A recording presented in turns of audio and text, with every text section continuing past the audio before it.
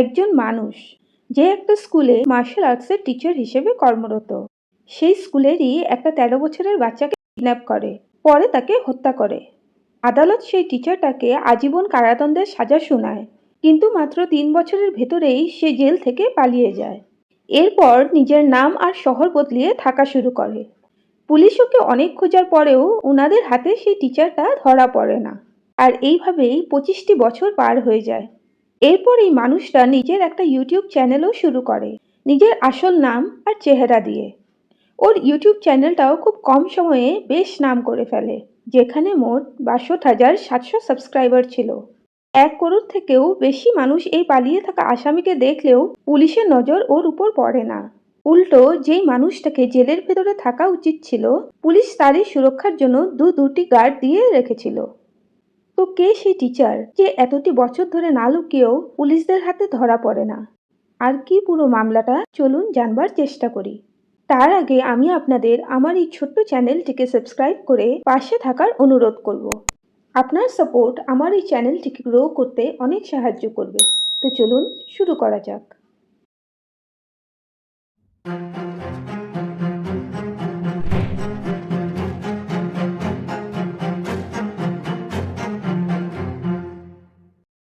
এই কাহিনীটা শুরু হয় আজ থেকে ৩১ বছর আগে, ১৯৯৫ সালের ২০ জানুয়ারিতে। দিল্লি দরিয়াগঞ্জের রামজা স্কুলে সেলিম খান নামের একজন টিচার বাচ্চাদের মার্শাল আর্ট শেখাতো। ২০ জানুয়ারিতে এই স্কুলেরই একজন ১৩ বছরের ছাত্র সন্দীপকে কিডন্যাপ করে নেওয়া হয়। সন্দীপের বাবা সীতারাম দিল্লিতে একজন সিমেন্টের ব্যবসায়ী ছিল। ২০ জানুয়ারির দিন যখন অনেক দেরি পর্যন্ত সন্দীপ স্কুল থেকে বাড়ি ফিরে না, বাচ্চাটির পরিজনরা পুলিশকে সবকিছু জানায়। পুলিশও দেরি না করে মিসিং রিপোর্ট দায়ের করে আর এই মামলাটার তদন্ত করা শুরু করে দেয়। পরের দিন ২১ জানুয়ারিতে সন্দীপের বাবা সীতারামের কাছে ওনার ছেলের অপহরণকারী ফোন করে বলে যে তোমার ছেলে আমার কবজায় আছে। ওকে ছাড়ার জন্য অপহরণকারী ৩০,০০০ টাকার দাবি করে। ১৯০০ দশকে ৩০,০০০ টাকার মূল্যও অনেক ছিল। এই ধরে নিন আজকের দিনের ১০-১৫ লাখ টাকা হবে। টাকা দাবি করার সাথে এই অপহরণকারী সীতারামকে ধমকিও দেয় যে পুলিশকে খবর দিস না, নাহলে সন্দীপকে খুন করে দেওয়া হবে। এরপর সেই দিনই অপহরণকারী আবারও সন্দীপের বাবাকে ফোন করে টাকাটা একটা ব্যাগে ভরে দিল্লি আর গাজিয়াবাদের হাইওয়েতে অবস্থিত লোনি বাসস্ট্যান্ড যেতে বলে। আর সেই বাসস্ট্যান্ড থেকে বিকেল ৪:৩০টার সময় বাগপথে যাওয়া বাসটার লাগেজ সেকশনে বাকি যাত্রীদের ব্যাগের সাথে সেই টাকা থাকা ব্যাগটাকে ছেড়ে আসতে বলে, আর সাথে ব্যাগের রংটাও মেনশন করে দেয়। মামলা দায়ের করার পর পুলিশ যখন স্কুলের আশেপাশে খোঁজ খবর নেওয়া শুরু করে, তখন কয়েকজন আই উইটনেস বলে যে সেই দিন ওনারা সন্দীপকে একজন লম্বা চোরা মানুষের সাথে একটি অটোতে যেতে দেখেছিল। এনাদের মধ্যে একজন উইটনেস পুলিশকে জানায় যে সেই দিন অটোতে চড়ার সময় উনি সন্দীপকে মাস্টারজি শব্দটা বলতে শুনেছিলেন। এখন পুলিশদের সামনে দুটো ক্লু ছিল। প্রথমত, যেই ব্যক্তির সাথে সন্দীপকে শেষবারের মতো দেখা গেছিল সে একজন লম্বা চড়া মানুষ ছিল। আর দ্বিতীয়ত, সেই ব্যক্তিটি নিশ্চয়ই রামজা স্কুলেরই শিক্ষক ছিল, কারণ সন্দীপ তাকে মাস্টারজি বলে ডাকতে ছিল। এরপর পুলিশ স্কুলের কর্তৃপক্ষদের থেকে খবর নিয়ে জানতে পায় যে সেই ফিজিক্যাল অ্যাপিয়ারেন্সের কথা ওনারা বর্ণনা দিচ্ছে তেমন সেই স্কুলে একজনই শিক্ষক আছে, সেলিম খান। আর ২০ জানুয়ারি দিনে সেলিম স্কুল ছুটি হওয়ার পর ছাত্রদের সাথেই বেরিয়ে গেছিল। পুলিশ স্কুলের রেকর্ডস থেকে সেলিম খানের দিল্লির বাড়ির অ্যাড্রেসটা নিয়ে সেই স্থানে পৌঁছে যায়। সেলিম বাড়িতেই ছিল, আর ওর বাড়ির থেকে দিল্লি পুলিশ সেলিম খানকে গ্রেফতার করে। সেলিমকে গ্রেফতার করার পর পুলিশ যখন ওকে জিজ্ঞাসা করে যে সন্দীপ কোথায় আছে, তখন সেলিম পুলিশদের দিল্লিরই মুস্তাফাবাদ এলাকায় নিয়ে যায় আর সেখানের একটা নোংরা নালার দিকে ইশারা করে দেখায়। সেই নালাটাতে তল্লাশি চালানোর কিছুক্ষণ পর পুলিশরা সন্দীপের নিথর শরীর সেখান থেকে উদ্ধার করে। আসলে মুক্তিপণ পাওয়ার আগেই সেলিম খান সেই ১৩ বছরের কিশোরটিকে খুন করে ফেলেছিল। সেলিমকে জিজ্ঞাসাবাদ করার পর অনিল নামের আরও একজন ব্যক্তিকে গ্রেফতার করা হয়, যে সেলিমের সাথে বাচ্চাটিকে কিডন্যাপ করার ঘটনাটাতে যুক্ত ছিল। এরপর পুলিশ চার্জশিট জমা করে আর মামলাটা কাকারদুমা কোর্টে তোলা হয়। কিছুদিনের শুনানির পর আদালত সেলিম খান আর অনিলকে যাবজ্জীবন কারাদণ্ডের সাজা শোনায়। এখন আসে সাল ২০০০। এই দুই অপহরণকারী ৫ বছর জেলে কাটিয়ে দিয়েছিল। সেই বছরই সেলিমের পরিবারে কোনো একটা অঘটন ঘটে যায়, আর সেজন্যই কোর্ট সেলিমকে ইন্টারিম বেল মানে অন্তর্বর্তী জামিন মঞ্জুর করে দেয়। এই অন্তর্বর্তী জামিন কয়েক দিনের জন্যই দেওয়া হয়, যেখানে আসামিকে উক্ত দিন পর পুলিশের কাছে সারেন্ডার করতে হয়। কিন্তু যেই দিন এই জামিনের মেয়াদ শেষ হয়, সেলিম সারেন্ডার করার জন্য জেলে পৌঁছায়ই না। এরপর পুলিশ সেলিম খানের খোঁজ শুরু করে।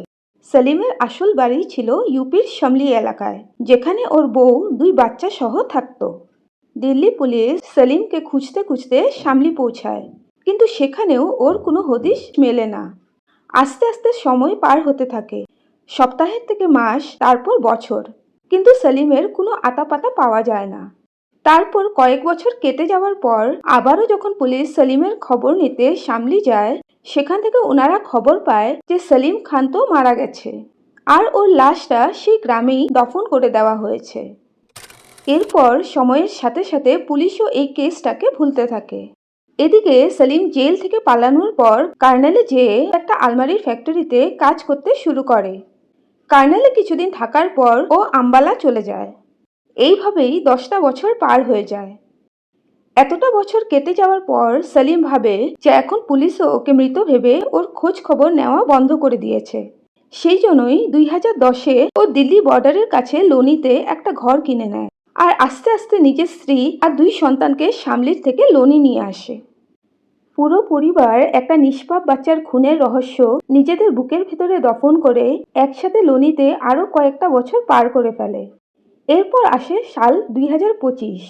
সেলিম খানের জেল থেকে পালানোর 25টি বছর কেটে যায়।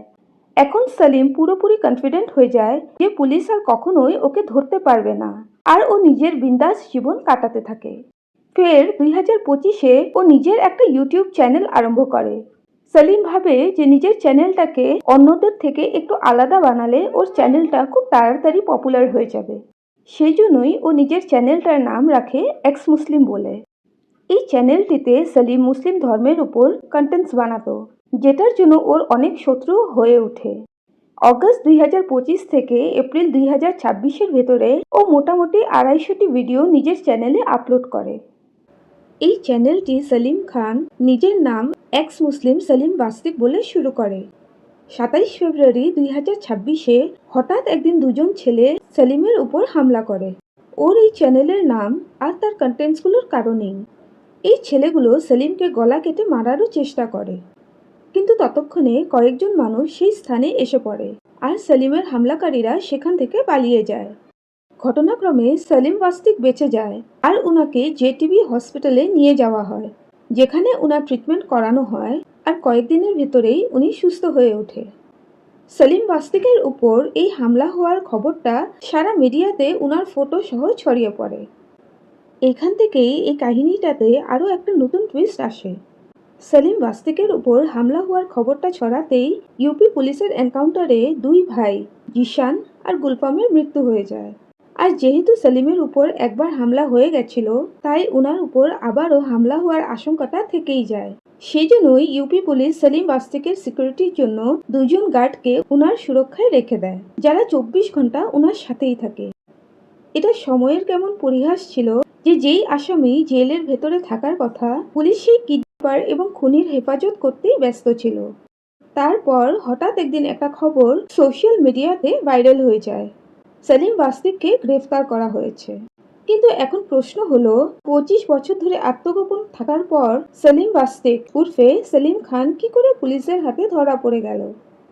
এই বছরের শুরুতেই দিল্লি পুলিশের ক্রাইম ব্রাঞ্চ ইউনিট একটা অপারেশন আরম্ভ করে। এই অপারেশনের মাধ্যমে পুরনো আনসলভ কেসের ফাইলগুলোকে খোলা হয়। আর এই অপারেশন চলাকালীন একজন হেড কনস্টেবলের গুপ্তচর ওনাকে খবর দেয় যে সেই সেলিম বাস্তিক, যার উপর হামলা হয়েছে আর যার একটা ইউটিউব চ্যানেলও আছে, সে আসলে 25 বছর আগে জেল থেকে পালাতক এক আসামি, যার উপর একটি 13 বছর বয়সের বাচ্চার কিডন্যাপ আর খুনের মামলা রয়েছে। তৎক্ষণাৎ সেই কনস্টেবল এই খবরটা নিজের সিনিয়র অফিসারদের জানায়। খবরটা পেয়ে পুলিশ অফিসারদের টিম চুপচাপ এই মামলাটা তদন্ত করা শুরু করে। সবার প্রথম ওনারা কাকারদোমা কোর্টের রেকর্ডস থেকে সেলিম খানের ফটো আর ফিঙ্গারপ্রিন্ট নিয়ে আসে। তারপর খুব চালাকি করে সেলিম বাস্তিকের ফিঙ্গারপ্রিন্টও সংগ্রহ করে।